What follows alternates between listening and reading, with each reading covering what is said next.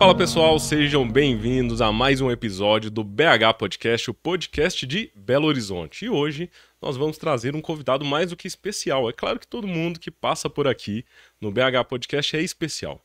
Mas essa história que a gente vai apresentar hoje aqui, um pouco, dos detalhes de vida, eu tive a oportunidade de acompanhar. E eu já gostaria, sem muita demora, sem muita enrolação, apresentar o apóstolo Ricardo Batista. Seja bem-vindo, apóstolo. Prazer, Leandro, filho, né? Que privilégio estar aqui. Hoje eu vim falar de um sonho que se tornou realidade, mas eu também glorifico a Deus, porque como eu também te acompanhei e vejo que o BH Podcast também é um sonho que está cada vez mais, já se tornou realidade, mas agora está expandindo, o menino está crescendo, né? Maravilha, estou muito feliz de estar aqui. Isso aí, muito legal, né? E já deu pra você perceber que, além de amigo, além de um pai espiritual, o pastor Ricardo, né, o apóstolo Ricardo, a gente já tem um tempo aí, uma história aí também, né, pastor? Já são o quê? Uns 7 para 8 anos caminhando junto com o senhor, né? Exatamente, né? Acompanhando o crescimento, né? Participou do crescimento da nossa casa, cresceu junto, né? Tive o Exatamente. privilégio de fazer o seu casamento. Estou muito feliz de estar aqui e ver o seu sucesso também aí, onde Deus está te levando, porque eu sei que você também é uma flecha, filho. Benção. Amém. Bênção demais. E eu tô feliz, né, por esse dia, por esse episódio, porque o assunto que a gente vai abordar aqui hoje é sobre um lançamento, né, sobre um sonho, assim como o apóstolo Ricardo comentou, que se tornou realidade. E eu tive a oportunidade de acompanhar esse sonho lá no início, né, quando começou a ser falado, cogitado aquela ideia, olha, pode acontecer o lançamento de um livro. É claro que isso não aconteceu da noite pro dia, né? É. E aí já entra um pouco nesse assunto. Para o pessoal que está em casa, nas plataformas de vídeo, no YouTube ou nas plataformas de áudio, conta um pouco da sua história. Quem é o apóstolo Ricardo Batista? Mas além disso, quem é o Ricardo Batista? Muito bem. O Ricardo Batista hoje, em apresentação, é, é claro que eu vou falar do fim, porque não tem como falar todo o processo. E é muito disso que nós vamos falar hoje. Eu sou, pela misericórdia do Senhor, hoje pastor de uma igreja relevante na região do Barreiro, pastor sênior, né? Há pelo menos 14 anos dessa casa. Também sou líder hoje da Missão Caleb, que é uma missão que une mais de 100 igrejas, a qual hoje nós levamos uma assistência social para o Jequitinhonha e também um socorro ministerial para mais de 40 pastores no Jequitinhonha e no Vale do Mucuri, na divisa com a Bahia, pela misericórdia do Senhor. Também hoje me tornei, né, pastor sênior, líder, né, do Café da Aliança, que há 6 anos vem reunindo pastores em Belo Horizonte, do estado de Minas. No penúltimo café tivemos 35 cidades representadas do estado. Hoje nós temos 6 cafés de pastores no mês, né, reunindo em regiões do estado. Deus nos deu uma medida que é andar com pastor, cuidar de pastores. E na Amigos de Deus, que é a nossa casa local, só lá nós temos 51 pastores auxiliar. Então é uma graça, essas coisas você não explica, né? Você vive, porque é o próprio Deus que está fazendo, então não tem como explicar. Então esse é o Ricardo, formado, mas vem um processo muito longo, de muitas datas aí para chegar nesse lugar. Legal, pastor. E como foi esse processo, né? Para o senhor falar hoje aqui que, por exemplo, quantos anos que tem a Amigos de Deus, que ela foi, que iniciou, né, esse ministério? Ó, completamos mês que vem agora 14 anos, 14 14 anos. anos. E 14 anos o senhor se tornou pastor. Há quanto tempo já que o senhor tem recebeu esse encargo, né? Porque não é um título só, é um encargo Exato. ministerial. Eu tenho 25 anos de cristianismo, né? Nos últimos 15 eu fui ungido a pastor. Depois eu me formando no seminário, meu pastor me consagrou e eu me tornei então pastor ali na faixa dos 28 anos e mas já tinha um ponto de pregação numa garagem, né? Tudo começou com um casal que nós viemos tomar conta. E nessa garagem, assim, muito ousadamente, o Senhor fez muitos milagres ali. O Senhor deu filho para estéreos. O Senhor nós tínhamos uma menina que ela tinha dificuldade de falar, ela só falava no ouvido do pai dela quando falava. Deus nos usou assim para destravar essa menina, para curar assim de uma forma maravilhosa. Deus nos usou para levantar um paralítico nessa garagem. Olha só. Foi sinais que vieram acompanhando o ministério ali. E nessa garagem a gente cuidou de casais, família, até que nasceu, né? Ali nasceu a Igreja Batista do Tirol, no Milionário, que é o meu pastor Dalci. Mas com um ano a gente já tinha mais de 140 pessoas, então meu pastor me emancipou, né? Como diz, ele abriu a porta da gaiola e falou: voa, garoto. Já enxergava em mim uma flecha naquele tempo. É isso que eu ia perguntar, né? Tem muito sobre o assunto de hoje. Naquele momento, o senhor foi lançado como uma flecha também. Fui, Leandro. Fui. Assim, eu aprendi que Deus coloca pessoas na sua vida. O próprio Jesus, quando ele chega no tanque para ser batizado, João Batista estava lá. Quem põe Jesus na cena é João. Sabe, Jesus não chegou chegando e disse: eu sou o Cordeiro. Teve um caminho preparado ali, né? Teve outro para apontá-lo. Teve outro que falou: ele é o Cordeiro. Sabe, é outro que te põe na cena. Não é você que chega chegando. Em algum momento, Deus usa pessoas, lugares, situações, circunstâncias para te colocar diante de propósito, diante de realização. E o meu pastor foi esse cara que me ungiu, né? Dentro do seminário, eu estava no primeiro ano, era 2 anos de seminário, ele me ungiu no meio e me deu ainda uma tarefa: você vai fazer casamento, né? Olha só, já foi assim? Foi. E porque eu cuidava de noivos, né? Legal, A é gente era porque líder. no decorrer desse episódio o pessoal vai entender, né? Por que do casamento? Só um spoiler, são mais de quantos casamentos hoje? Mais de 240. Mais de 240. Então a gente tá falando lá do início, quando o pastor falou: você vai fazer, o seu pastor te Exato. falou: você vai fazer casamentos. Ele me deu a porta, a chave, e falou: voa, né, nessa área. E ali foi onde eu comecei. Eu já era ministro da palavra, já cuidava de morador de rua, mas ali eu fui para uma nova área que era família. E ali fui construído. Ali já era uma construção do Ricardo Batista, do casamento com a Miriam Batista, que estamos juntos aí, vamos fazer 20 anos. E também do Ministério Amigos de Deus, que é uma igreja família. Então, Legal. você precisa de alguém. João Batista pôs Jesus na cena. Ele é o Cristo. Ele é o Cordeiro. Então, depois que ele apontou para Jesus, Jesus saiu do anonimato. Porque Jesus chegou no Jordão ali, não como o Messias, não como o profeta, não como o cara dos milagres, que ele não tinha feito nenhum ainda. Então, João é o primeiro a dizer: ele é uma flecha. Né? Olha só. Então, meu pastor foi esse cara na minha vida. Né? Ele ficou comigo de tempo em tempo. Deus usa alguém assim para me lançar mais para frente. Porque primeiro foi o pastor Dalci, depois foi o apóstolo Luiz Hermínio, que é meu pastor hoje. Meu pastor Dalci foi recolhido. E o pastor Luiz Hermínio hoje é o meu pai. O livro tem o prefácio dele. Né? É o meu mentor hoje. É outro homem que Deus levantou também para me impulsionar, para me lançar para frente. Excelente. E só para passar um spoiler do que a gente vai tratar, né? Não tem nem 5 minutos aqui de podcast ainda, mas me empresta aqui o livro, pastor, por favor.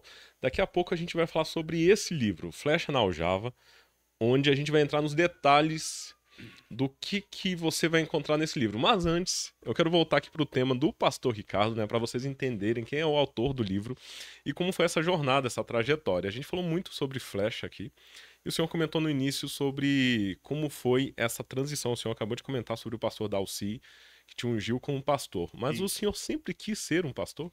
Desde criança você imaginava: nossa, eu vou crescer e vou ser um grande pastor? Ô, Leandro, isso é uma questão assim, cara, muito estranha, porque eu não gostava de crente. Até os 15 anos, eu me converti no meio dos 16. Eu nunca ia nem. Eu falava que eu era católico para não dizer que eu não era nada, assim, mas não era praticante, assim.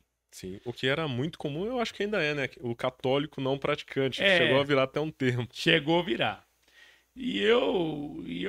O crente, eu não era adepto mesmo, não ia com a cara, não gostava, assim, do evangélico em si. Até que houve uma virada na minha vida, porque meu pai ficou paralítico, né? E minha mãe teve que ir embora de casa, ou ela, não é que ela teve, ela escolheu, Sim. né? Um dia eu venho contar só esse testemunho da minha vida, que isso vai vir para frente aí. Mas eu fiquei com meu pai. Só que é meu pai adotivo, né? Eu não conheço meu pai que me pôs no mundo. E, e um casal que me adotou. Então, meu pai ficou paralítico e eu fui cuidar do meu pai. E a sua mãe que foi embora, que escolheu, né, seguir a vida dela, ela também é sua mãe adotiva, não é sua Também é mãe adotivo. biológica. Ou Não seja, é eram os pais que te adotaram e o senhor se encontrou nessa situação aos 15 anos. 15 para 16. E ali eu tive que, estava no terceiro ano, tive que interromper o último ano do meu estudo, trabalhar em 4 empregos para tentar sustentar meu pai na cadeira de roda. Meu pai não tinha uma casa, não tinha nada. E ali eu fui trabalhar de garçom, eu fui vender bolsa na feira da Afonso Pena, né? 5 horas da manhã com a roupa de garçom. Tirava a gravata borboleta e ia para a feira, vamos chegar freguês, olha a bolsa, olha o cinto. E ali para tentar dar uma vida para o meu pai. Pai, esse adotivo, que eu tive muitos desgastes, que meu pai era muito violento quando ele bebia. Então, para mim, foi um tratamento de choque. Só que ali também nascia o Ricardo. Ali fazia parte da preparação. Então, durante muito tempo, eu ganhei cestas básicas. Durante muito tempo, eu andei com roupas furadas, até que eu não aguentei também aquela vida. E dos 16 para frente, um pouquinho, eu quis tirar minha vida, né? E aí eu comprei uma corda, tinha escolhido uma árvore mesmo. E aí eu me lembro que nesse dia minha tia me ligou. A única tia cristã da família me ligou e falou: Ricardo, vamos levar seu pai na igreja? Eu falei: tia, eu não gosto de crente. Ela falou: não é sobre ser crente, meu filho. Seu pai, eu não consegui empurrar a cadeira de roda. E eu levei. Levei, coloquei meu pai lá dentro. Com um pouco, eu atravessei a rua e fiquei lá no muro do outro lado da rua. Deixou seu pai lá dentro da igreja. E fiquei lá do outro lado da rua. Minha tia sentada de um lado, mulher, e meu pai do outro. Sim. Daí o diácono foi lá. Querido, vamos entrar? Falei: não, não. Deixei meu pai lá, eu não vou ser crente. E nesse momento, o senhor já estava ali formulando como seria retirar sua vida. Porque já passava isso pela sua cabeça? Já estava, eu estava exausto. Eu ganhava 200, pagava 190 de aluguel. Então eu comia quando alguém doava uma cesta básica. E aí eu tava vivendo um momento mais difícil da minha vida. Nossa. Muito novo. Muito novo. 17 anos, 16 para 17 é quando eu estava a minha juventude, saindo da adolescência para indo para a juventude. Assumir uma responsabilidade. Ter que dar banho no meu pai, trocar fralda de um homem que espancou muito a minha mãe, assim, que teve... Foi um bom pai no que não faltava nada, mas a ignorância da bebida era terrível. E ali eu acabei entrando, o diácono falou: seu pai tá sozinho lá, vamos lá. E eu sentei do lado do meu pai. E eu me lembro, como se fosse agora. O pastor estava pregando, foi lá no Tirol. E ele pregou: mestre, o mar se revolta. Quando as ondas estão cobrindo o barco de Pedro, e Pedro acorda desesperado e diz... Ele acorda Jesus desesperado e diz: não importa que morramos. E ali Jesus, ele levanta e fala: mar, aquieta-te, vento, cala-te. E tudo se aquietou. E aí o pastor falou: tá pensando em fazer uma besteira na sua vida? Assim, Léo, como se tivesse só eu e ele dentro da igreja. Aquele dia que Deus marca para você. Sim. E aí eu tomei um choque assim. Ele falou: desperta Jesus no seu barco, porque ele está dormindo. Naquele dia eu entreguei minha vida para o Senhor. E foi assim, radical. 880. Porque assim, ó, eu ia morrer naquele dia. Então eu escolhi uma morte. Eu escolhi a morte do meu eu. A morte do meu ego. Naquele dia eu me joguei no chão e falei: eu te aceito, Senhor, eu te recebo, mas com uma condição. Aí, no final do culto, ele entregou um recado. Ele falou assim: olha, Deus mostrou para nós essa noite que tem um jovem aqui que pensa que está aqui por acaso. Isso aí no meio do culto acontecendo ainda. No finalzinho ele entregou o dom espiritual. O Senhor nos mostrou que tem um jovem que pensa que está aqui por acaso, mas ele vai ser pastor. Ele foi escolhido no ventre da mãe dele. Até o rebanho dele já está separado. Ali, Léo, pela primeira vez, meu coração queimou e eu senti Deus. Aí eu senti uma conversão, eu senti algo. Só que eu tinha uma galera de 18 homens e 15 mulheres que a gente bebia muito. Nessa idade eu já tomava 5 copos de pinga na risca. Já passava a noite na balada com a galera. Homens e mulheres, a gente tinha muito forró, a gente gostava de dançar, papapá, aquele negócio todo de bebê e mulherada. E aí, cara, nesse dia eu cheguei em casa e eu me converti mesmo. Depois dali, nunca mais eu bebi. Depois desse dia. Um dia que mudou a sua vida. Foi uma decisão ali. Foi o dia. Foi o dia. Nunca mais bebi. Nunca mais fui pra balada. Nunca mais me entreguei à prostituição. A igreja tinha uma doutrina de não usar bermuda. Não usava. Ali quebrei todos os meus CDs que eu tinha que me ligavam ao passado. Eu queimei as pontes com o passado. Eu resolvi naquele dia, tá bom, eu ia morrer hoje, então tá bom, então, a partir de agora eu sou do Senhor. E ali veio uma convicção de pastoreio. Então eu sempre soube que eu seria pastor. Por quê? Porque Deus falou. 3 meses depois eu já estava de paletó e gravata indo para a igreja. Ficou claro ali, não só na fala do pastor, mas o que você sentiu naquele dia. Ali o meu propósito de vida foi revelado. Eu te chamei para isso. Eu conheço hoje a minha mãe que me pôs no mundo, né? E minha mãe que me pôs no mundo, ela tem alguns remorsos. Porque, segundo relatos dela, da minha mãe que me adotou, ela queria me tirar, porque ela já passava fome com meu irmão mais velho, de 1 ano a mais que eu. Então ela já passava fome com um, como é que vai ter 2 filhos? E ela tentou o aborto, só que não deu certo. Olha só. E ali eu descobri o meu propósito de vida. Eu descobri. E como o pastor falou nessa noite, desde o ventre da sua mãe você já tinha sido escolhido. Já tinha sido. Ou seja, mesmo depois de alguns anos conhecendo sua mãe biológica, mesmo ela tentando, não foi possível interromper essa jornada ali. E aí quando veio à tona eu entendi, poxa, eu sou um escolhido do Senhor. Ali minha vida desvendou, ali as páginas abriram e ali eu entendi, opa, se eu não morri lá, então Deus tem uma obra na minha vida e é para isso que eu nasci. Só que eu me converti e dali para lá, Léo, ainda foi 4 anos de moenda mesmo. Eu não me converti, minha vida ficou mais fácil. Eu não me converti e agora é só vitória. Não, eu tinha Não mudou Deus. Aquela realidade dos De desafios início, que o senhor pensava em exato. desistir da vida, não chegou a... Cara, de um dia pro outro melhorou agora. eu não tinha mais crise de desistência, não. Uhum. Mas a falta do recurso tinha.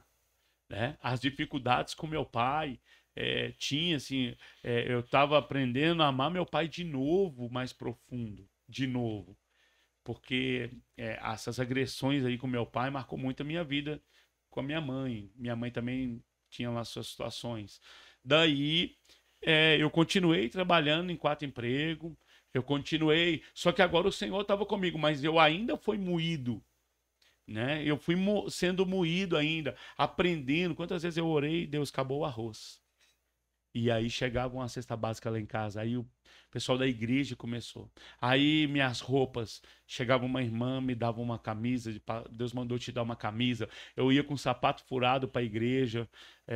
Eu me lembro quando eu pedi uma irmã para comprar um sapato para mim, porque eu não tinha crédito. E eu falei, mãe, eu vi um sapato lá na Elmo Calçados na época. E ele é R$ 20. Tem como você comprar ele de 2 de 10? Porque só sobra 10 do meu pagamento. E aí ela falou, eu vou comprar. Aí ela foi e trouxe o sapato, porque eu tava com sapatos furados. Eu usava um papelão no fundo para não molhar minha meia no tempo de chuva.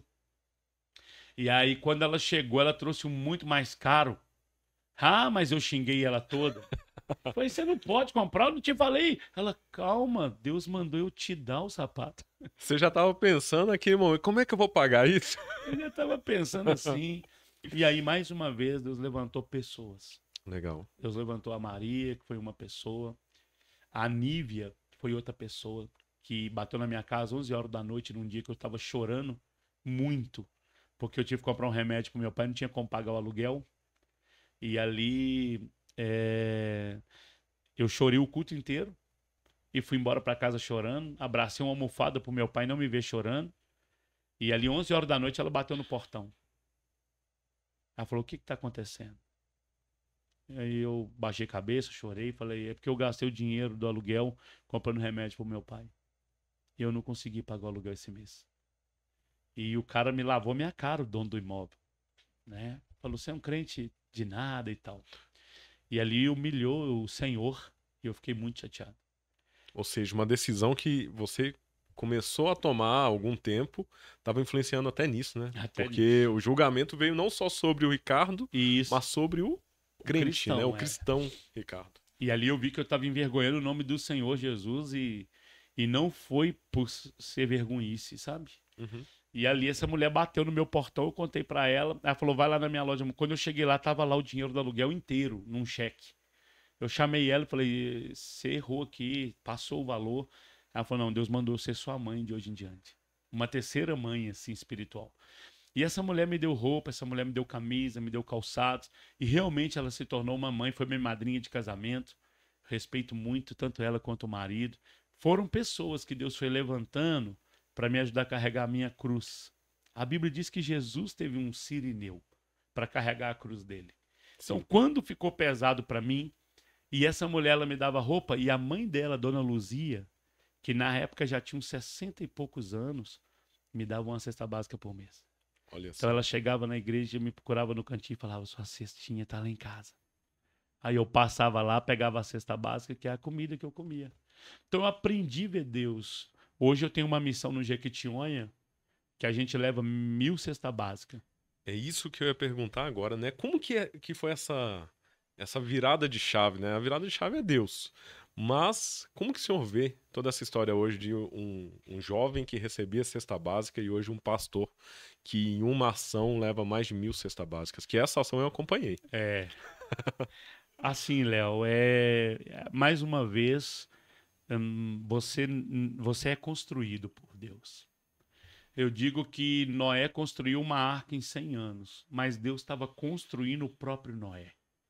Então, você é fruto de uma construção divina. Deus, ele permite situações na sua vida exatamente porque ele está te construindo e amanhã você vai se tornar perito na área que você mais foi humilhado. A gente comentou que eu já fiz mais de 240 casamentos. Sim. Porque quando passou 240, eu parei de contar. Eu fiz muitos casamentos individuais, fiz alguns coletivos. E casamento coletivo, quando você casa 15 de uma vez, Não é é, não, 15. é um evento com 15 famílias diferentes sendo impactadas. Exato. É isso aí. Então a gente fez alguns coletivos que ajudou a somar nessa soma. Mas eu amo fazer casamento. Hoje eu tenho pouca agenda para isso, mas eu amo, tenho prazer e geralmente eu me envolvo com a vida dos noivos ali, porque eu amo isso. Mas eu não tive isso como modelo, né? Meu pai foi um homem que não faltou nada, mas assim, de certa forma, não faltou nada assim, da comida, da presença, mas é, a bebida atrapalhou muito o casamento do meu pai e da minha mãe. Sim. Né? Então era muito espancamento, era muita briga. Não foi construída aquela referência Exato. familiar, então. Nesse nível, não. Entendi. E aí, eu nunca vi meu pai dar uma flor, minha mãe, por exemplo, um buquê de flores, aquela coisa que, romantismo que a gente prega hoje. Daí, eu hoje socorrer o Jequitinhonha porque ontem eu fui socorrido. Eu sei o que é uma cesta básica chega na hora que você precisa, né? E claro, a gente não faz só a ação social, eu vou lá uma vez no ano, né? Eu vou lá, na verdade, de 2 em 2 meses cuidar dos pastores, mas para ação social eu vou uma vez no ano. Longe de mim achar que uma vez no ano vai mudar a história do Jequitinhonha, mas eu posso mudar a história de uma vida. Sim. Porque eu não levo só o alimento, eu levo o Cristo. Esse Deus que salvou a minha vida. Esse Deus que mudou a minha vida. O que eu levo não cabe em carreta. O que eu levo não tem a ver com ação política, não tem a ver nem com o nome da minha igreja. Não tem uma intenção assim, eu vou fazer isso porque vai ter um reconhecimento do Ricardo Batista. Não, até porque isso é uma junção de algumas igrejas. Às vezes nós somos 90 São pastores vários juntos. ministérios, não tem a ver com uma placa de Por isso Deus uma nos deu um igreja. nome neutro, Missão Caleb, né? Legal. Então é coletivo. O pão é nosso, o Pai é nosso.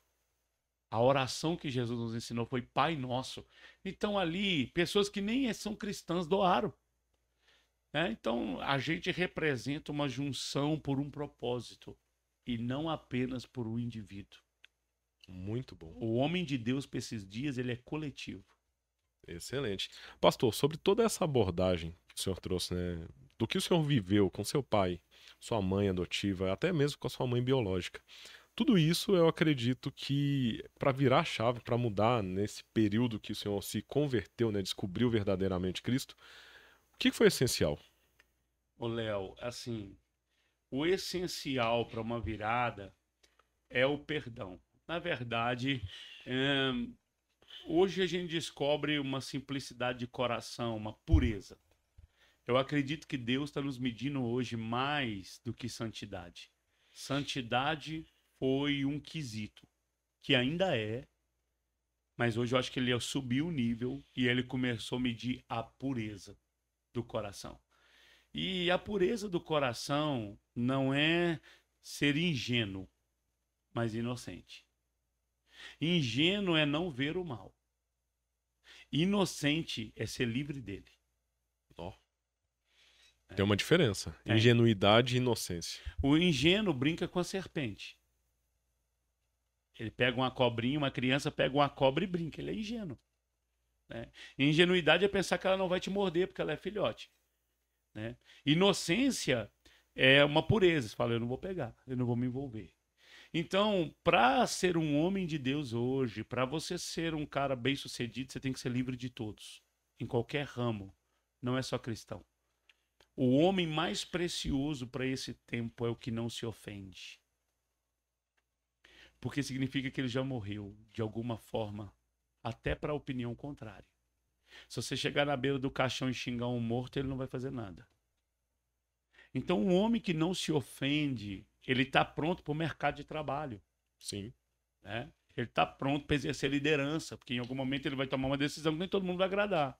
Então, não é sobre uma vida sem prestação de contas, mas é sobre uma vida livre, aonde você não vai guardar mágoa, rancor. E para mim entrar nesse lugar, eu tive que ser curado. Né? Eu tive que olhar e não ter mágoa da minha mãe, que me abandonou. E aí já passava fome com meu irmão, como é que ia cuidar de mim? E aí a pessoa sempre me pergunta, e como é que foi descobrir que é adotivo? Porque isso hoje, o pessoal, o mundo inteiro, né? Os caras entram em crise. Quero achar meu pai e minha mãe. Cara, o dia que eu descobri que eu era adotivo, eu tinha uns 14 anos, eu fiquei de boaça, feliz por saber que alguém tinha me pegado.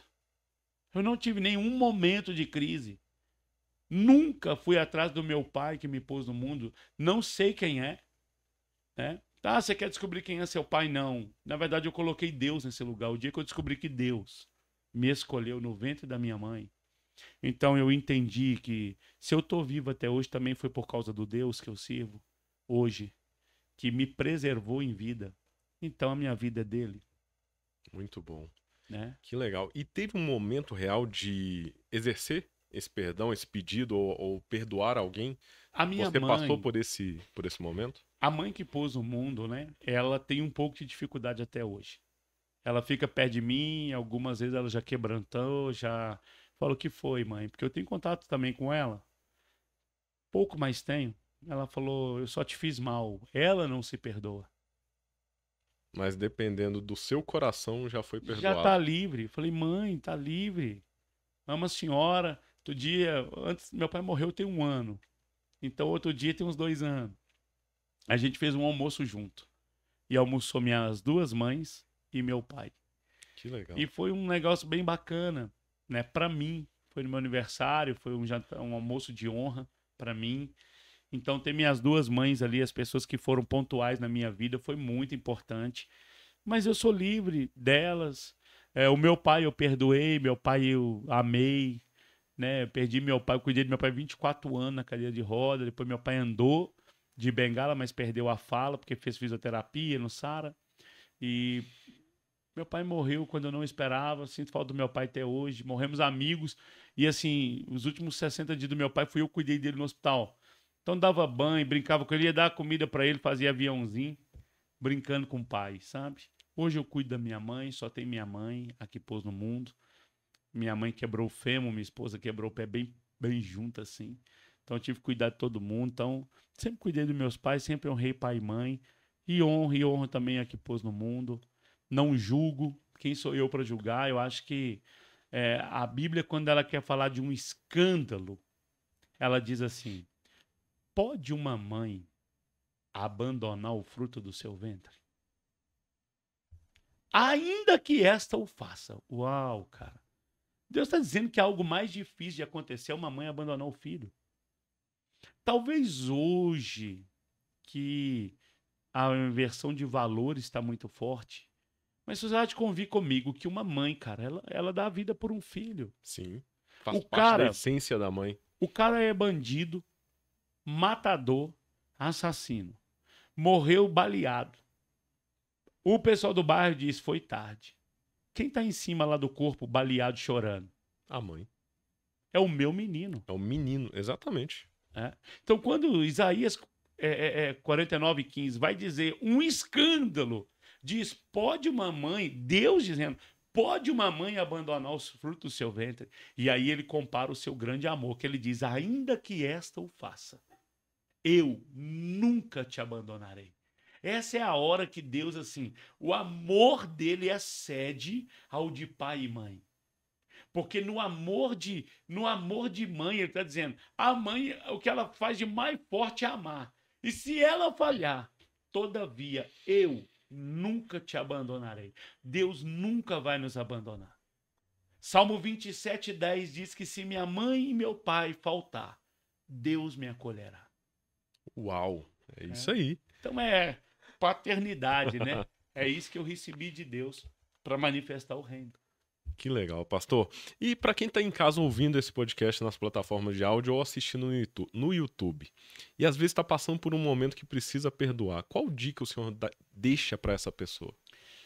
Olha, perdão é uma decisão em primeiro lugar, né? Porque a Bíblia, quando ela vai dizer que sobre o perdão, ela fala sobre amar os seus inimigos. Fala, como que eu vou amar o inimigo? Parece algo meio desproporcional, porque amar meu filho, amar meus parentes é uma coisa. Como é que eu vou amar o meu inimigo? Ele está dizendo que você pode escolher isso, né? Perdão não é um esquecimento. Perdão é um lugar que eu decido andar, né? De perdão. A expressão do Velho Testamento, Léo, de maior maldição, de ira, de ódio, era Lameque, quando ele vai morrer, Gênesis, ali no final do capítulo 4. Ele diz assim: quem matar Lameque será vingado 7 vezes 7. Então essa expressão perdurou pelos anos, né? Daí, lá na frente, os discípulos falaram: Jesus, quantas vezes eu tenho que perdoar o meu irmão? 7 vezes 7? Porque esse era o modelo do ódio. Da vingança, da dor vingança. Ali. Isso aí. Agora Jesus vai transliterar e fala: não, isso é muito pouco. Você vai perdoar 70 vezes 7. Cara, Jesus subiu a régua da graça e do perdão. Exatamente. Né? Porque ele pegou o símbolo do ódio e transformou no símbolo do amor. Né? Jesus é lindo, a graça de Deus é linda. Pegou, não, é 7 vezes 7, porque esse era o legado. Ou seja, você quer que com ferro fere, com ferro será ferido, então é na mesma medida que eu vou perdoar? Não, porque para perdoar, a sua medida tem que ser maior. A sua medida tem que ser maior do que a ofensa.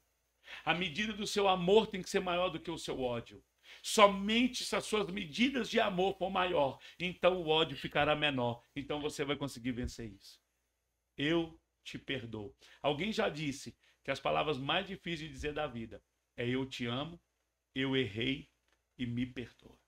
Né? Então que você possa exercitar isso, né? Na medida da graça. Suba os seus níveis de amor em Cristo. Porque a dica é essa, Léo. É isso aí. Sem Jesus. Porque Deus é amor. E se ele não transbordar, o ódio vai tomar meu coração.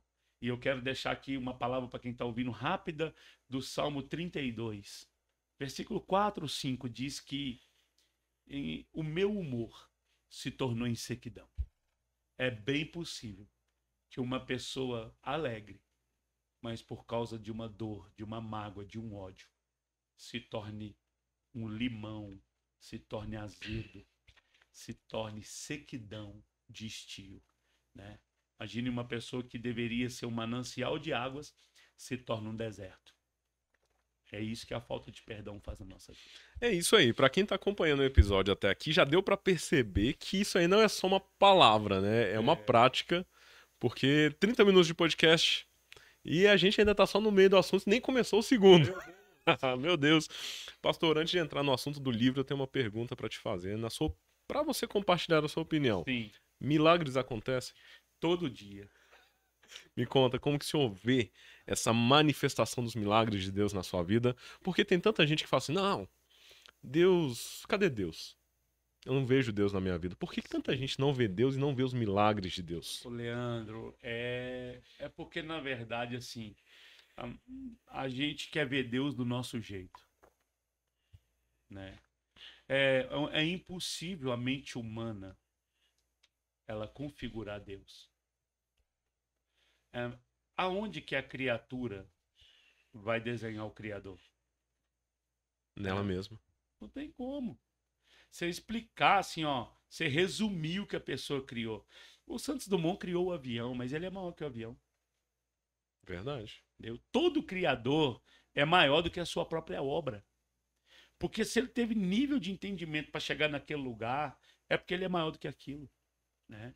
Então você pega assim, a pessoa ela fala, eu não tenho um milagre. Vamos dar um exemplo aqui, rápido aqui, e isso vai muito do ponto de vista e da opinião.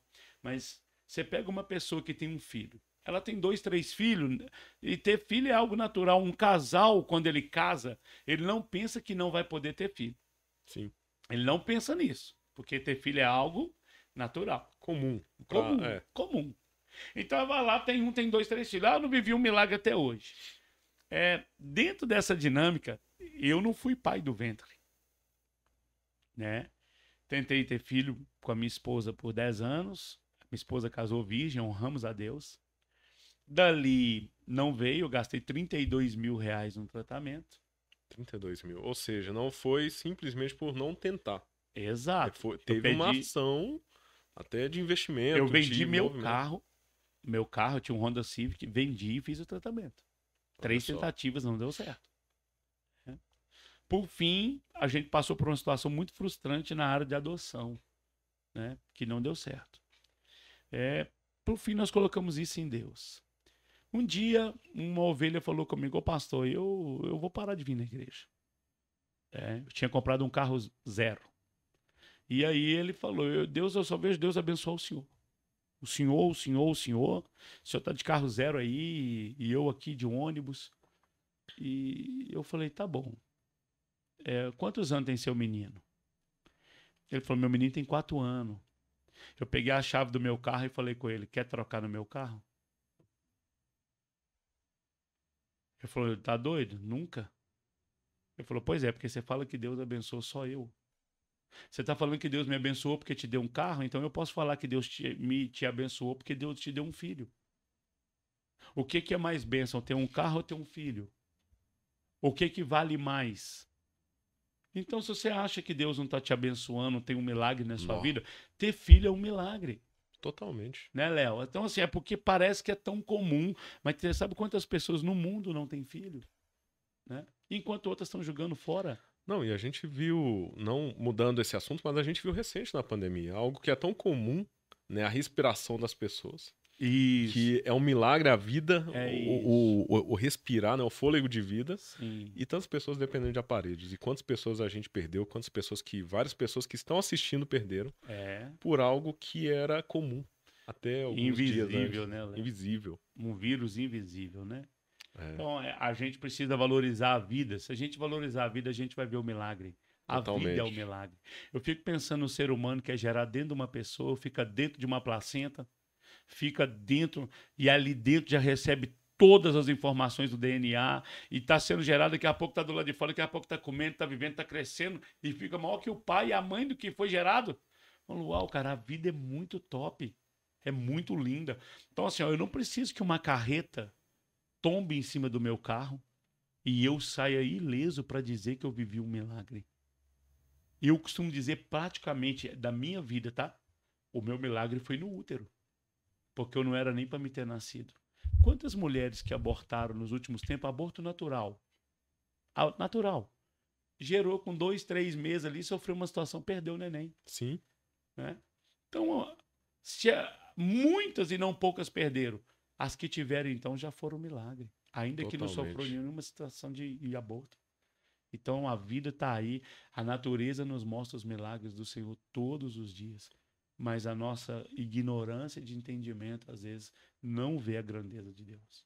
Uau, é isso aí. Ou seja, para você que está acompanhando esse podcast, qual milagre tem acontecido na sua vida? Lembrando que todo esse conteúdo você vai encontrar tanto aqui no YouTube, quanto lá no nosso Instagram, @BHPodcast. E antes de fazer a próxima pergunta, pastor, eu nem te perguntei até agora, né? Mas qual que é o seu Instagram? Pra gente já deixar divulgado aqui pra pessoa que tá acompanhando o podcast, ela já Sim. segue e já vai acompanhando o restante do episódio. Muito bom. O meu é o @PR Ricardo Batista, _ no final. Vai estar lá minha fotinha de terno e gravata. É isso aí. E também tem o da igreja, né? E se quem quiser nos acompanhar no Instagram ou quiser assistir mais conteúdo nosso, pregações aí, que pode nos seguir lá no canal do YouTube IB Amigos de Deus TV. No Instagram tá @IB Amigos de Deus. Tá aqui em Belo Horizonte, vai ser um prazer tá lá, nos chama lá no direct. Benção. Muito legal, pastor. E me conta aqui, o senhor já foi uma flecha na aljava? Ô, Léo, na verdade, eu sinto. Já fui a flecha na aljava, porque a flecha na aljava é uma flecha que está esperando o tempo de ser lançada. E assim, muito legal, porque eu me converti ali com 16 para 17, fui ungido pastor com 28, sou líder da Amigos de Deus nesses 14 anos. E eu fico pensando, fiz agora 42, né? E nos 39 veio um batismo de entendimento que eu ainda estava sendo formado. É mesmo, nos É, 39. Ou seja, tem gente aí que tá caminhando, às vezes, um ano na presença e fala assim, nó, tá demorando. Quanto tempo que foi o seu período de formação? O senhor já parou pra calcular aí essa conta já, que o senhor acabou de fazer? já, por exemplo, no dia que eu fui na igreja, a primeira vez que Deus falou comigo, que eu seria pastor, demorou 9 anos para a unção chegar.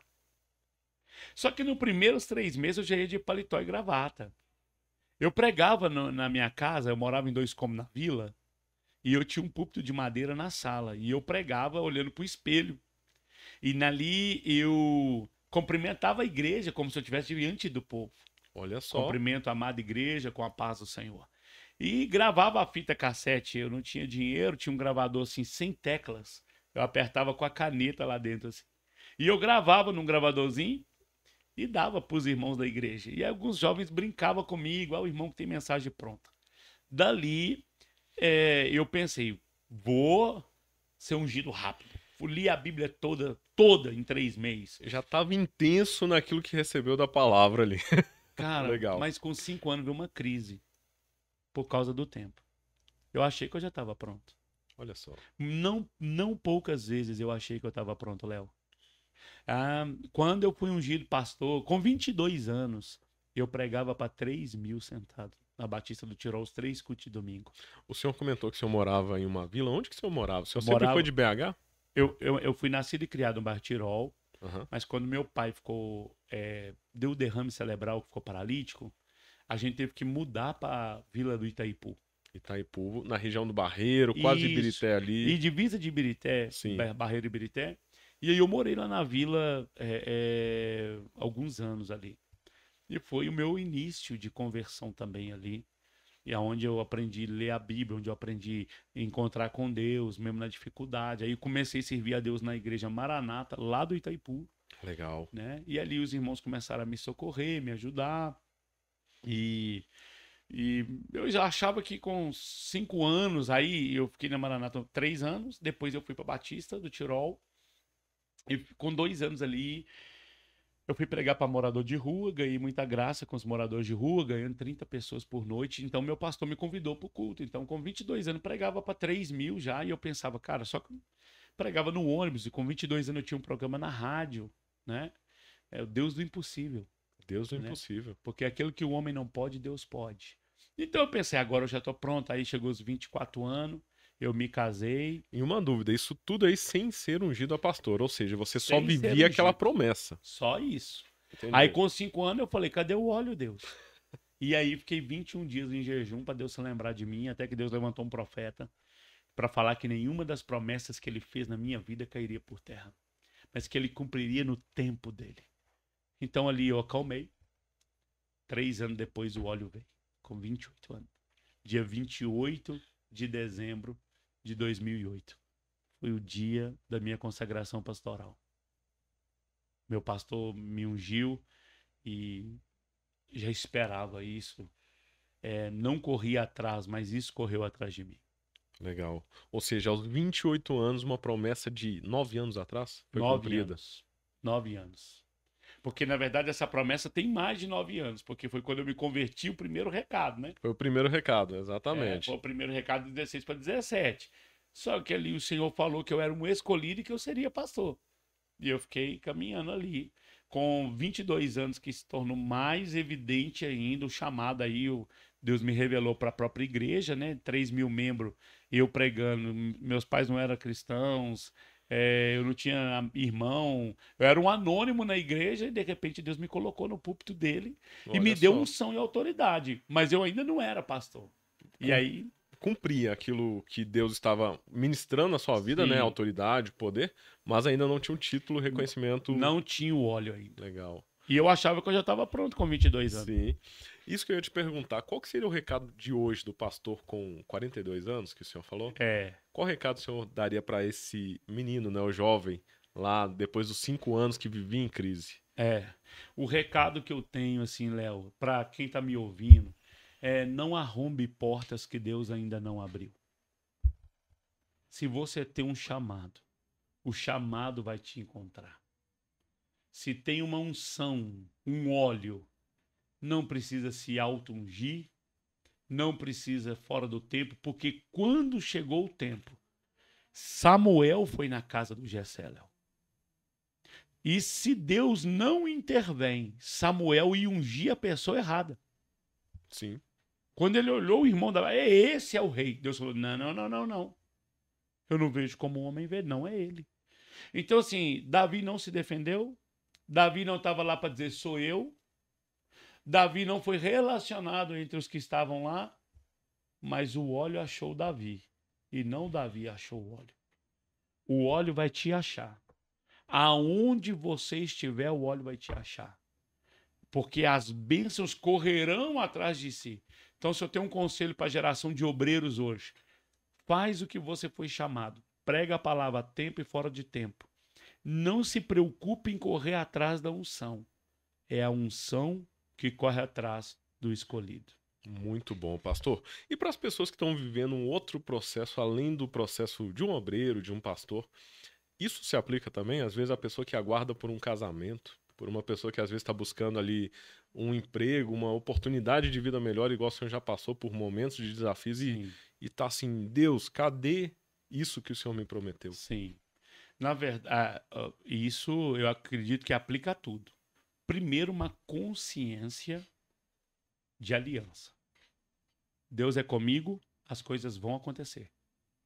A consciência da aliança. Deus vai abrir a porta na hora certa. Deus vai trazer o marido, vai trazer a esposa na hora certa. Se eu tenho uma consciência de aliança, não é eu que corro atrás dela. É ela que corre atrás de mim. Segundo passo dessa consciência de aliança é continuar fazendo o que cabe a você. O que Jesus disse? Coloca água na talha. mas tinha acabado o vinho. Jesus dá licença, acabou foi o vinho, não é água, querido. Não, não, não, não. O que está no seu alcance faz. Então, assim, ó, correr atrás de uma namorada é uma coisa. Fazer a obra de Deus e deixar Deus trazer ela é outra. Então, pôr água na talha é minha missão. Transformar água em vinho é Deus. O que é que eu quero dizer? Que não adianta a gente ter consciência de aliança, mas não se mover. Não ir para um estudo, não trabalhar, não servir, né? E descansar, não, eu tenho aliança com Deus, tudo vai vir. Não. O que chamou a atenção de Moisés é que a sarça pegava fogo e não apagava. Então, só, eu tenho que fazer algo contínuo. Juízes capítulo 8, versículo 4 diz assim, que Gideão atravessou o Jordão com sua equipe.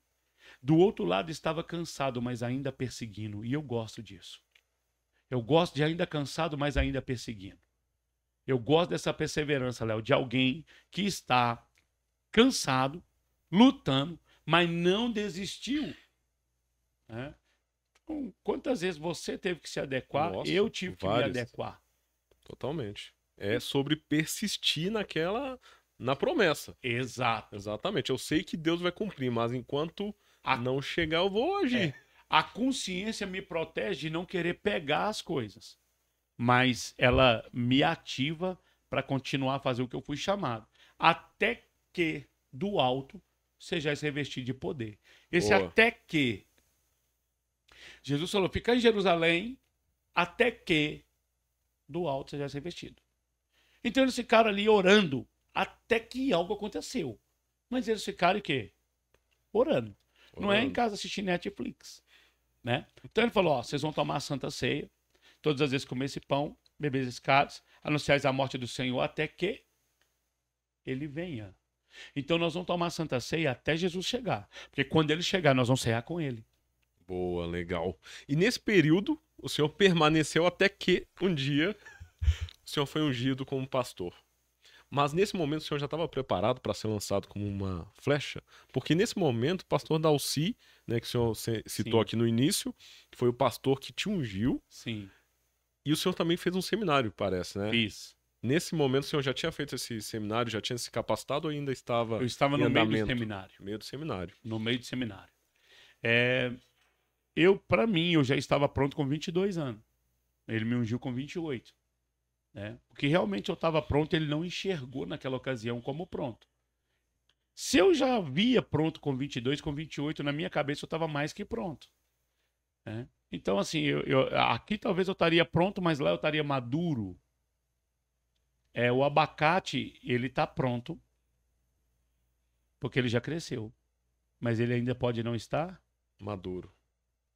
Uma manga, ela pode já ter o tamanho definido, ela não vai crescer mais do que aquilo.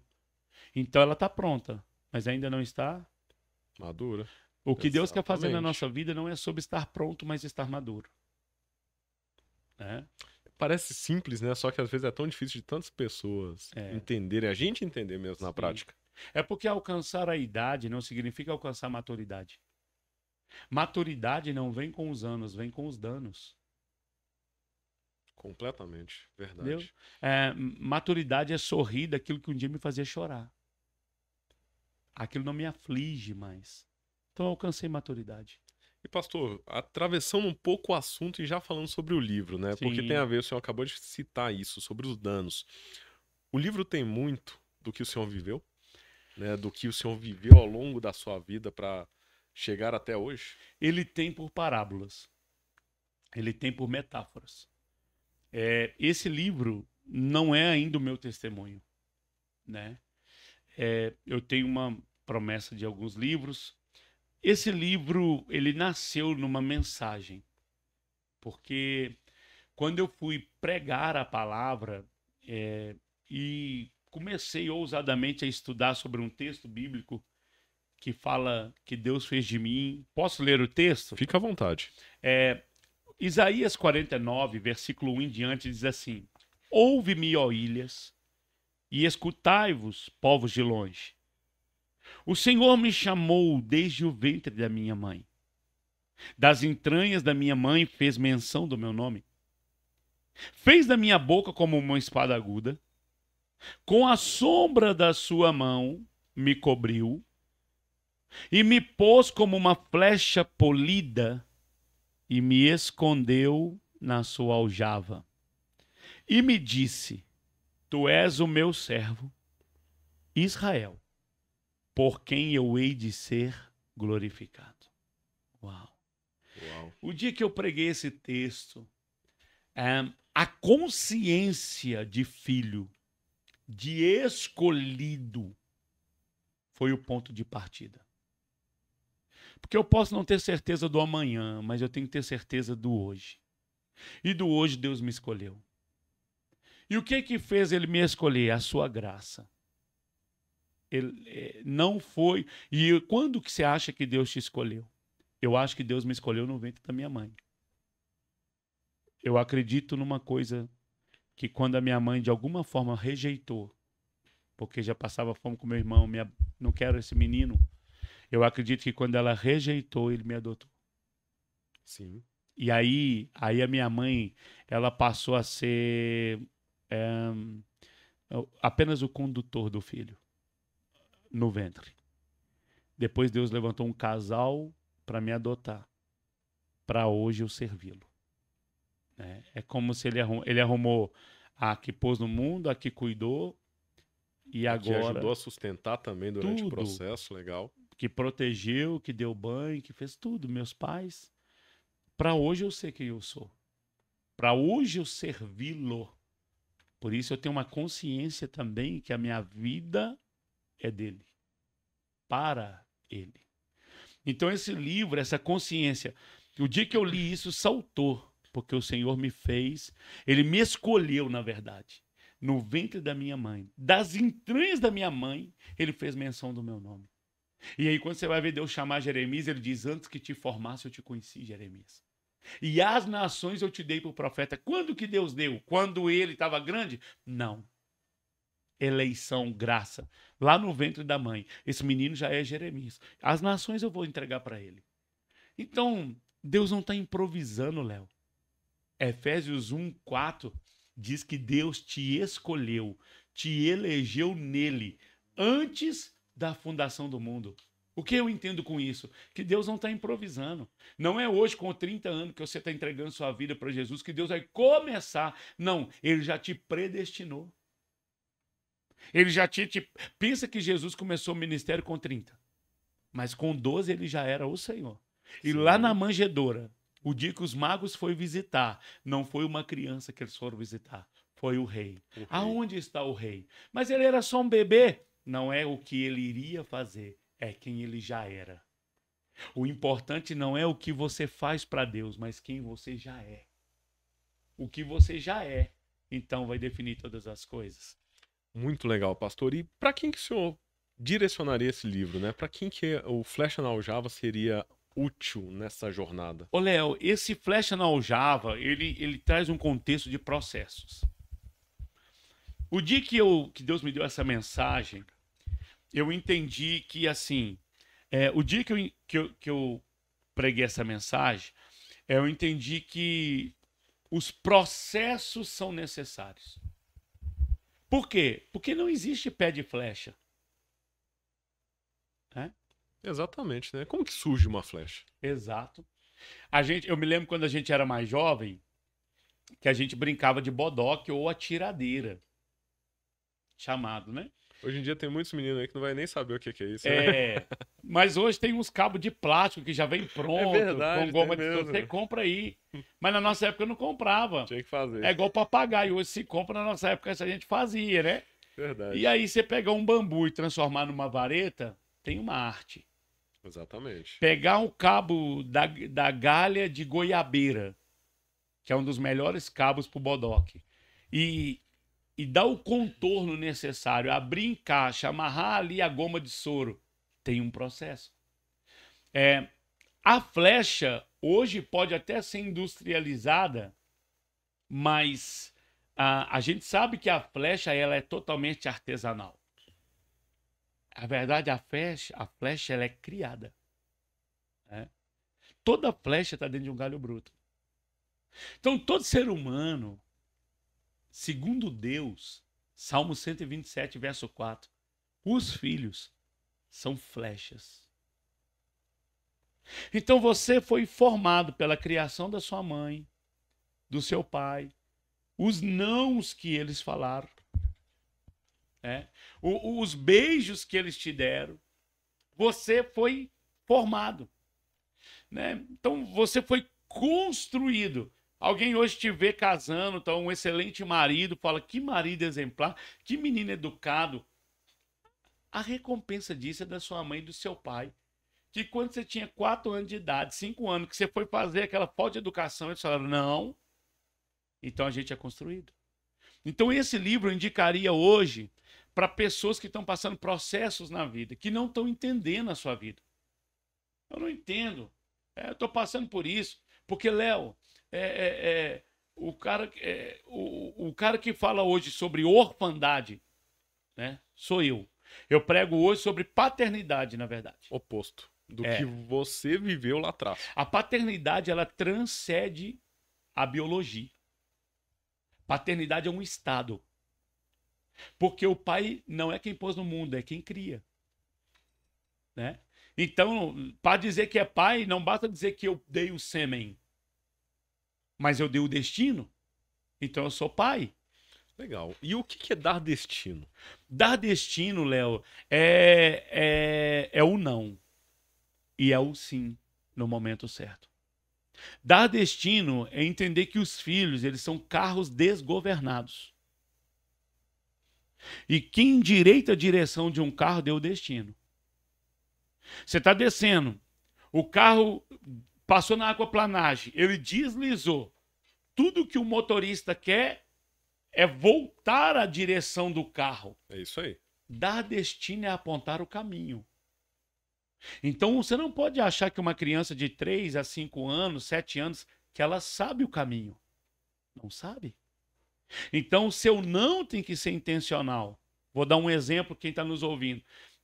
Você pode dar 2 chocolates para seus filhos. Você tem 2 filhos, você tem dinheiro para comprar. Mas você escolhe dar um. Para quê? Para você ensinar ele a repartir com o irmão dele. O que você está construindo nesse menino? Generosidade e parceria. Amanhã, na sua morte, ele não vai querer tomar a herança do irmão. Porque ele aprendeu a dividir o que tem. Na simplicidade, em pequenas ações, a pessoa vai construir, então, o destino dessa criança. Exato. O futuro. E por que a paternidade é que dá o destino, Léo? Paternidade, quem é que dá o nome para a criança? Os pais. Pronto. O nome também quer dizer o destino. Né? Então já começa ali. Né? A criança pede benção. Para quem? Para o pai. Isso aí. Quem é que tem o poder de abençoar o filho? O pai e a mãe. Bença pai, bença mãe, Deus te abençoe. Pensa que Deus é que nos abençoa. Mas Deus levantou de uma forma corpórea uma figura dele e chamou ela de pai e de mãe. Isso aí. Os pais são uma figura de Deus na vida da criança, que já pede benção. Eu preciso da sua bênção, pai. Eu te abençoo. No dia do casamento, o casal se ajoelha, os pais estendem a mão e dizem, eu abençoo você para casar. Olha Paternidade. Só. Não, isso é construído ao longo da vida, desde bebê até a maturidade da pessoa. É a vida. Pastor, tem muita gente que às vezes tem dificuldade de enxergar Deus ou como pai por conta do que viveu na infância? Uma pessoa que cresceu sem o pai, a figura do homem agora, sim, masculino. Uma pessoa que não teve a figura do pai tem dificuldade de enxergar Deus como pai. Uma segunda situação é a religião. A religião nos apresentou Deus, não o pai. Quando Jesus chegou em Israel, Israel já tinha Deus, só não tinha o pai. Já tinha religião, mas não conhecia. Moisés deu Deus, mas Jesus deu o pai. Quem me vê, vê o pai. Eu não faço a minha vontade, senão a do meu pai. Quando orares, Pai nosso. Jesus chamou Deus de Deus uma única vez. Sim. Na cruz. Elohim.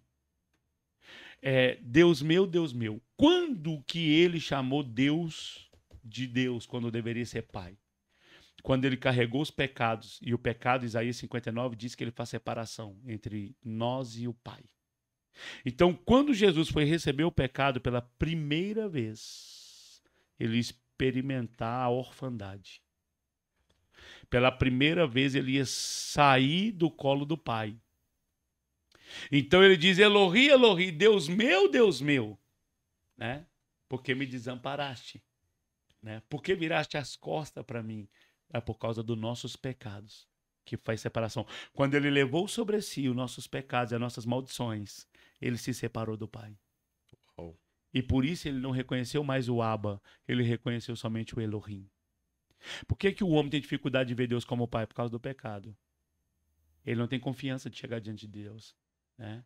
Então, uma pessoa, a paternidade é a figura de Deus. Se a pessoa é órfã, dificilmente ela consegue ver Deus como pai.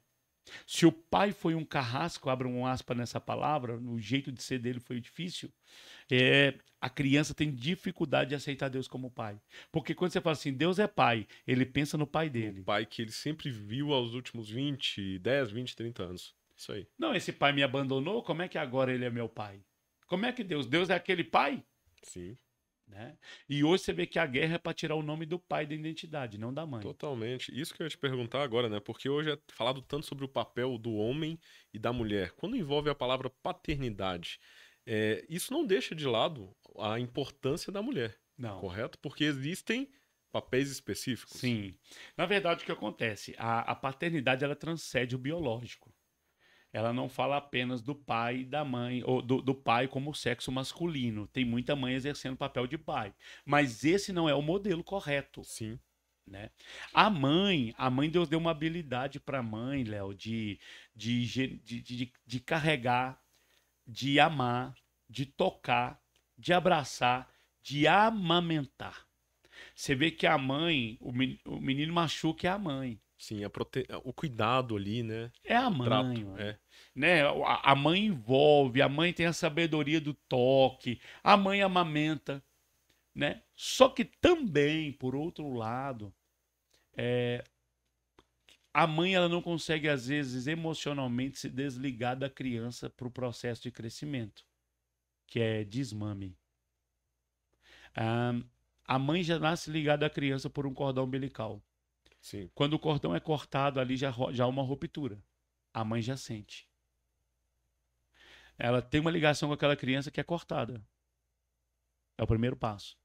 Depois a criança vai para o peito da mãe. E ela ouve o coração da mãe, lembra da arritmia do ventre, ela acalma, porque ela reconhece que é a mamãe. Só que a mulher vai amamentando, segundo a OMS ali, saudável, de 7 meses até no máximo 2 anos. Tem mãe que com 3, 4 anos está amamentando. Por quê? Porque ela não consegue desligar o filho emocionalmente. Aquele amor ali do peito, porque para nós a mãe está dando papá, leite, comida. Para a mãe é afeto e amor. Sim. Né? Então eu nunca vou parar de dar isso pro meu filho. Só que ela não consegue transicionar a idade do crescimento da criança. Ele cresceu, agora ele tem que experimentar papinha, agora ele tem que ter outros tipos de sabores na boca. Isso faz parte do crescimento. Aí vem o pai. Quem é que joga a criança para cima? O pai. A mãe nunca joga, Léo. E a mãe ainda fica ali, não, cuidado. De preferência, talvez ela ia pegar ele no peito, Sim. no colo e segurar. Só que quando o pai joga o filho para cima, ele tá mostrando para aquele filho, o papai tá aqui. Porque quando ele vai cair, o pai pega. Daqui a pouco ele gosta da brincadeira. Daqui a pouco ele não tem medo de ser julgado. O medo, Léo, é o símbolo da orfandade. Todo órfão é medroso. E qual que é o problema disso? Que amanhã ele tem medo de casar, ele tem medo de fazer faculdade, ele tem medo de escolher uma profissão, tem medo de trabalhar no emprego, tem medo de não ser aceito na sociedade. E essa orfandade, pastor, ela pode, não quer dizer a orfandade de um pai ou mãe que deixou a pessoa, é a orfandade de pai e mãe presente. Exato. Da mesma... Pôr no mundo, Léo, sustentar é uma coisa, dar destino é outra. Legal. E esse tema tem a ver com o livro também, porque o senhor falou sobre paternidade, sobre lançar, sobre os processos. Tem muita gente que às vezes pode estar vivendo essa orfandade e vai encontrar uma reflexão nesse livro. Bom, não necessariamente ligado à paternidade. Aqui tem processos para a formação de uma flecha. Dentro desses processos, tem o processo da nossa vida comum. Eu estava entrando no assunto da orfandade porque eu falei que hoje eu dou paternidade. Sim. Aí você pensa, quem é que vai dar paternidade? O que é dar paternidade? É mentorear, discipular, guiar e enviar pessoas para o seu propósito. Então você dá isso, você é esse pai de destino, mas você teve pai que pôs no mundo? Você conhece? Não. Você foi pai do ventre? Não. Então como que você pode dar algo que você não recebeu? E aí eu gosto quando o apóstolo Paulo vai dizer assim, ó, o que eu recebi do Senhor é o que eu vos ensinei. Eu dou algo hoje que veio de Deus, não dos homens. Porque meu pai da terra pode falhar, mas o do céu não.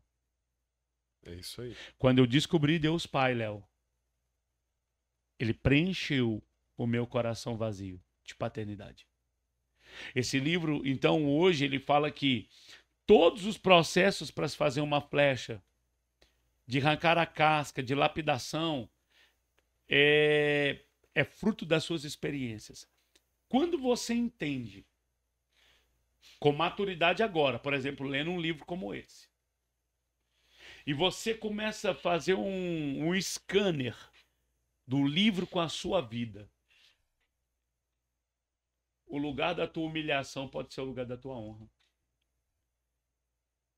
Por quê? Porque você venceu aquele lugar. Qual que era a mensagem de Jesus? A cruz. Ele não queria um trono, ele queria uma cruz. Ele falava dela, foi pregado nela, mas venceu ela. Ele venceu a morte. E tudo que você vence, você se torna autoridade. Fato. Isso tudo tem um processo. Quem venceu a procrastinação, prega sobre procrastinação. Totalmente. Quem venceu a orfandade, prega sobre paternidade. Quem venceu a depressão, escreve livros de cura de depressão. Porque na área que você venceu, você se tornou autoridade. Por isso Jesus diz, eu sou a ressurreição e a vida. Por quê? Porque a morte também eu já venci. Então esse livro tem a ver com processos de construção do homem e da mulher que eu estou me tornando hoje.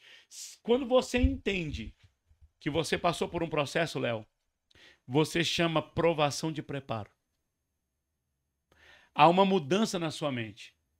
Porque no olho do furacão você pensa, uau, minha vida está demais, cara, eu estou passando uma prova atrás da outra. Nossa, que luta. Não.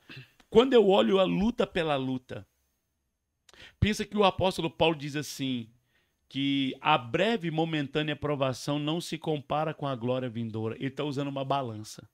Sim, é uma comparação, exatamente. A breve e momentânea provação não se compara com a glória vindoura. Ele fez uma balança, ele está dizendo que o que você está passando agora não chega nem perto do que você vai viver amanhã. E aqui está esse livro, Léo, e é precioso para mim por causa disso, porque se eu soubesse ou tivesse esse entendimento, há 15 anos atrás eu teria chorado menos. Há 20 anos atrás, necessariamente. Eu teria suportado com mais leveza. Porque quando você não tem o entendimento, você acha que aquilo é o fim da sua vida. Tem coisas que não é o fim da tua vida, é um novo começo. Que às vezes até no meio dos desafios vai acontecer um novo começo. Exato. Então o cunho desse livro é uma ajuda espiritual. Primeiro você vai descobrir que uma consciência de chamado. Essa consciência, ela vai te dar base para tudo. Independente do que você estiver passando na vida, se você tem consciência, o Senhor me escolheu no ventre da minha mãe, uau. E é interessante que ele fala uma coisa, que Deus me escolheu, fez de mim uma flecha, ele fala uma espada aguda e uma flecha. São duas armas diferentes, com habilidades diferentes, E propósito diferente. Uma espada não atinge ninguém longe. Legal. Como uma flecha não fere ninguém perto. A flecha é para longe e a espada é para perto. Então esse texto é muito revelador, porque ele está falando isso. Aí ele pega e fala assim: Deus me fez uma flecha polida que passou por processos e me escondeu. Qual o propósito de Deus fazer algo para esconder? Algo que foi aperfeiçoado, né, ajustado ali de forma artesanal. Exato. Por quê? Exatamente porque ele te escondeu para um tempo.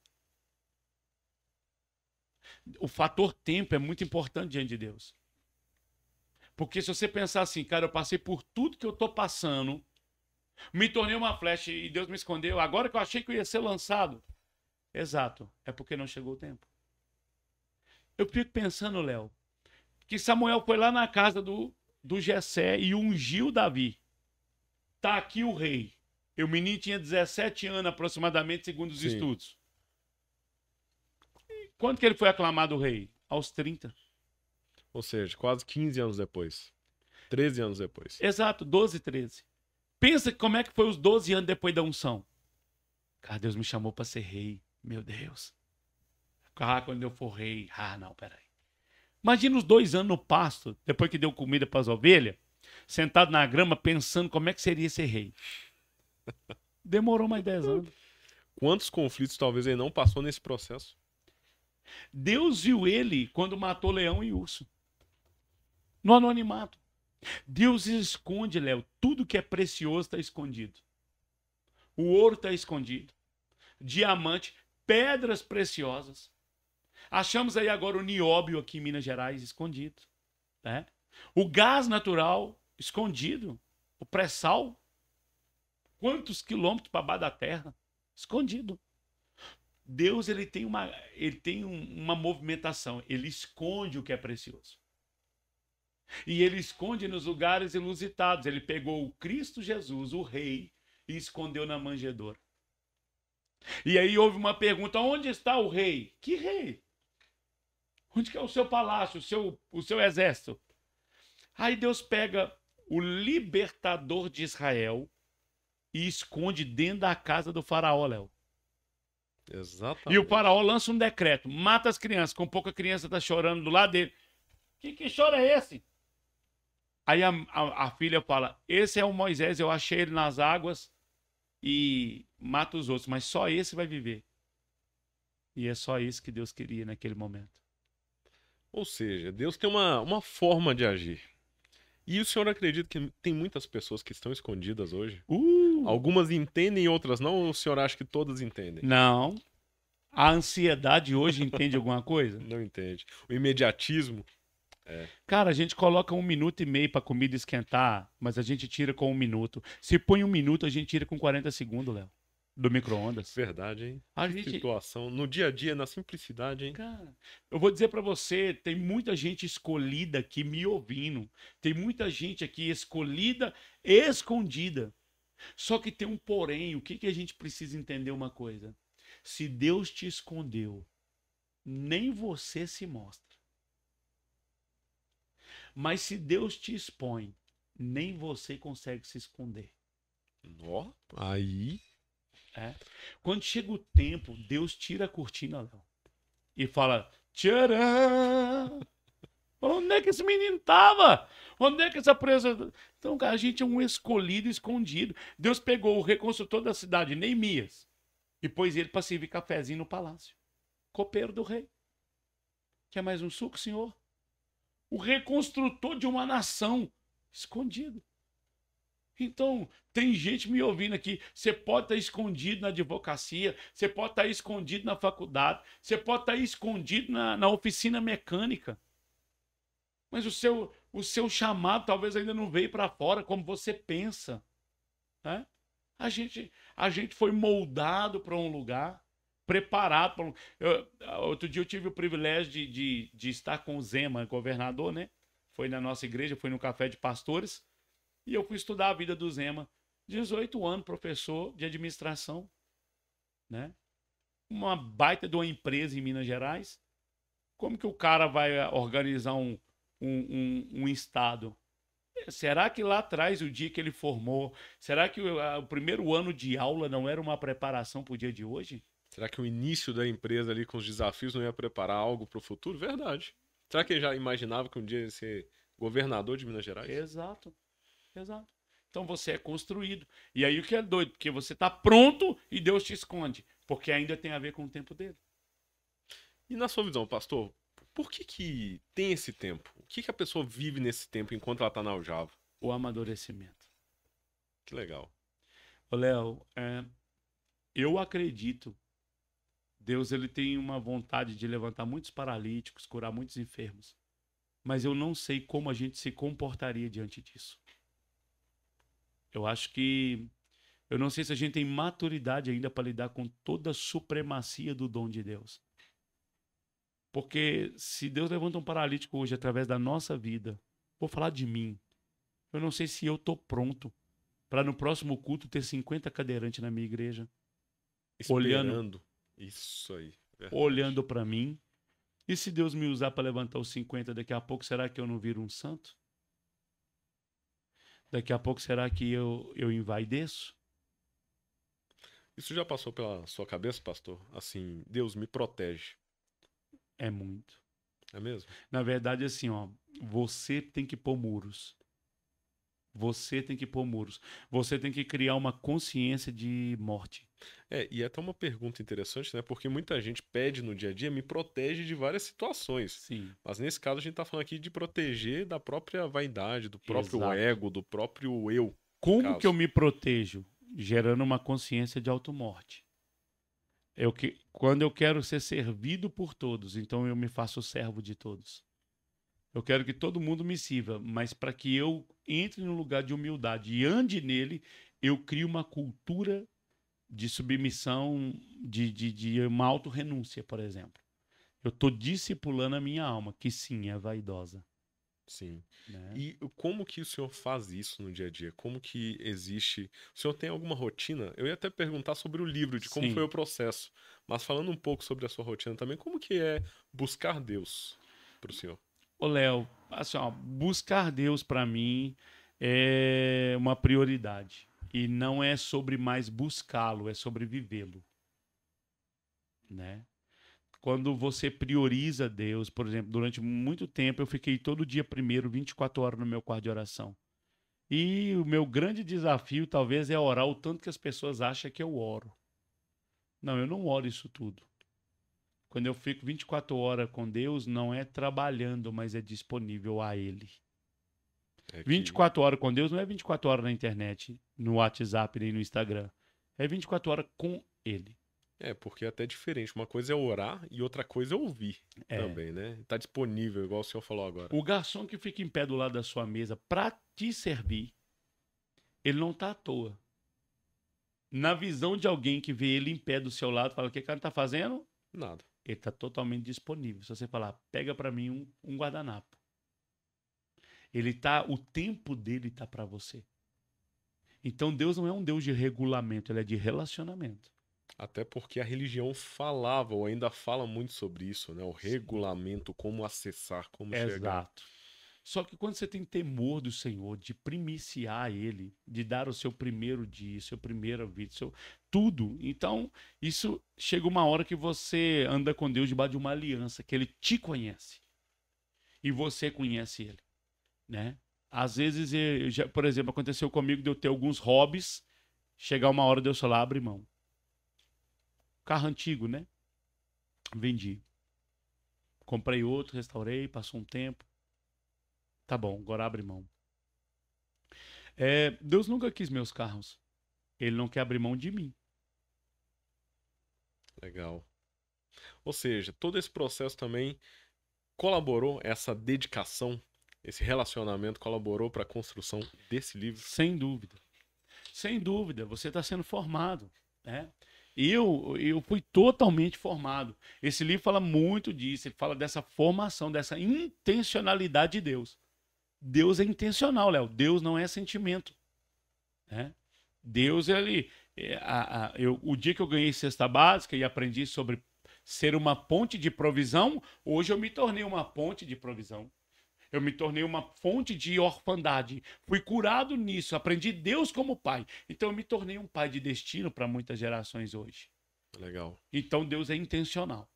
Aí aqui fala muito disso. Sobre ser intencional. E, pastor, falando sobre o desafio do livro em si, para a gente até seguir para a conclusão, a gente já Sim. avançou mais de 1 hora aqui de podcast, porque é muito assunto para pouco tempo aqui. Mas me fala como é que foi o processo de escrever o livro em si. Foi interessante? Foi uma experiência legal? Ô, Léo, foi muito legal, porque, na verdade, eu não pensei que viraria um livro. A princípio, eu preparei um estudo para me ministrar à igreja, para me deixar ali de legado nos corações apenas dos ouvintes, mas foi algo mais forte, porque junto dele primeiro veio uma consciência de escolha, depois uma consciência de processos. Isso traz leveza, porque quando você está na consciência de processo, quando você vai no dentista, você sabe que aquele barulhinho do dentista, ele é chato, mas na consciência da limpeza, você acaba relaxando. Verdade. Você sabe que é necessária aquela limpeza. Então, quando você recebe a consciência do necessário, você descansa. Então, esse livro trouxe descanso. Ele trouxe confirmação, descanso e entendimento. E alvo. E alvo. Porque não adianta uma flecha sem um alvo. Opa, isso é legal. Isso também trata no livro. A pessoa vai encontrar um assunto que não é só sobre formar a flecha, mas sobre o alvo que ela alcança. O alvo é o propósito. Para que o Senhor me chamou? O Senhor me escolheu e me disse: tu és uma flecha, me escondeu na sua aljava e me disse: tu és o meu servo por quem eu hei de ser glorificado. E essa parte aqui do hei de ser glorificado eu acho muito top, porque não é eu dando glória para Deus, é através de. Eu dando é uma coisa, através de mim é outra. Né? Eu dando é a minha gratidão. Através de mim, a minha unção. Legal. Né? Então, assim, ó, quando eu dou para Deus, eu dou a minha gratidão. Porque grande és tu. Gratidão. Quando eu chego e Deus me usa, e o cara sai dali e fala assim: Deus, obrigado por essa palavra de hoje. Então, assim, ele está agradecendo a Deus que me usou. Legal. Que está totalmente ligado ao propósito da pessoa. Ao alvo. Ao alvo. Que porque legal. não ter... Léo, fazer uma faculdade e não ter o propósito, não ter o alvo é desnecessário. O alvo é necessário. O propósito é tudo. Um escritor, me empresta sua caneta aqui. Um inventor, ele não inventa a caneta. Imagina, inventei a caneta. Agora eu quero uma reunião com todos aqui da empresa que nós vamos descobrir para que serve. Verdade. Invenções é o resultado de necessidades. Né? Então tem um propósito a caneta. Né? Então a gente também tem um propósito, a gente não está aqui por acaso. Totalmente. É isso aí, pastor. E me diz aqui uma coisa, porque pra gente fechar esse podcast, beleza, porque eu acho que a gente vai ter que conversar em mais um episódio, né? Meu Deus. Todo mundo que lê um livro, sempre tem um capítulo ali que a pessoa fala assim: nossa, esse aqui me marcou. Eu queria saber o capítulo do autor, né, que mais te marcou. É claro que o livro é a sua obra, junto com a direção de Deus. Mas qual o capítulo que Léo, te influenciou? Todo livro ele é simples, fácil da leitura, mas o capítulo 4 fala do equilíbrio da flecha. Né? A flecha, ela tem uma dinâmica que, se a ponta tiver mais pesada, me empresta a caneta de novo? Sim. Ela faz assim, ó, na hora que ela é lançada, ela faz assim. Tem ali algo ergonômico, tem uma dinâmica, entanto que aquela peninha, ela faz parte do processo. Esse acessório que te é acrescentado, vamos dizer assim. Sim. Algo que não é seu, porque como madeira você é a flecha, mas algo foi preso a você e enrolado ali. Tudo faz parte na flecha. Só que a flecha, se a parte de trás ficar mais pesada, chega uma hora que ela vai fazer assim, ó. Sim. E o que cumpre o propósito é ela atingir com a ponta e não com a traseira, né? Então ela tem uma dinâmica de rompimento que é uma harmonia, porque ela sai e ela transcende e cumpre o propósito. Então, o que eu mais vejo no Brasil hoje é muitas flechas desequilibradas. A flecha existe, ela foi formada, mas ela não tem equilíbrio. Dentro do equilíbrio da maturidade, sobriedade. Eu ando numa geração que quer desistir todo dia. Eu não consigo ver um homem que quer desistir todo dia como um vencedor. O senhor fala de desistir em quais níveis, por exemplo, para quem está acompanhando esse episódio? Eu falo do cara que casou e quer desistir porque enfrentou problemas. Eu falo do empreendedor porque enfrentou uma crise. Eu falo do pastor porque teve uma expectativa frustrada. Eu vou falar mais do nível do pastor ainda, porque eu sou desse nicho, né? Ainda que eu dou com muitos empresários, mas a gente vê uma geração suicidando hoje, né? Não só pastores, gente na igreja, por uma frustração momentânea. Momentâneo. A gente está se movendo muito pelo momento, sabe? A gente não aprende a olhar a vida pelo todo. Então, há um desequilíbrio hoje. Homens que deveriam ser os pilares estão fracos. Os pais que deveriam ser firmes estão fracos. Pais fracos vão gerar filhos o quê? Fracos. E filhos fracos vão gerando mais filhos fracos, uma geração. Imagina uma situação. Tá na rua, um cachorro tá latindo na grade. É automático que a criança sinta medo. Sim. E ela procure o colo do pai. Agora, se ela chegar e o pai também tiver com medo, como é que vai ser? Então a gente anda nessa geração que os pais estão com medo, que os pais estão, eles não passam segurança para os filhos. O patrão não passa segurança para o funcionário, o líder não passa segurança para os liderados. Há um desequilíbrio no nosso meio hoje concernente à sobriedade, ao equilíbrio da maturidade. Calma, vai passar. Entender que a vida é feita de transição. Capítulo 4, esse equilíbrio da flecha, para mim hoje, a gente vê líder desequilibrado no púlpito, a gente vê patrão desequilibrado na empresa, a gente vê presidente desequilibrado, a gente vê estado desequilibrado, governos, reinos, povos, uma geração de desequilíbrio. Então é isso aí, fica a dica para você, flecha na aljava, apóstolo Ricardo Batista e pastor, né? Pastor e apóstolo. Onde que a pessoa que está assistindo esse podcast pode encontrar e adquirir esse livro? Bom, Léo, breve, muito breve, esse livro vai estar sendo também vendido pela Amazon, né? Também vai vir uma nova versão dele em e-book, mas nesse primeiro momento a gente está despachando para alguns amigos via correio, né? Então a pessoa, eu vou passar aqui o telefone da secretaria da nossa igreja. Se você quiser, nós vamos nos comprometer a enviar esse livro para você. Você vai fazer o Pix para a gente e mandar o seu endereço, a caixa postal. E breve esse livro vai estar aí por nós mesmos, breve pela Amazon e também aí como e-book. Se você quiser anotar aí, é o 31, né? O código de Belo Horizonte. É o 98847-1800. A secretária é a Júlia. Fala, eu quero meu livro Flecha na Aljava.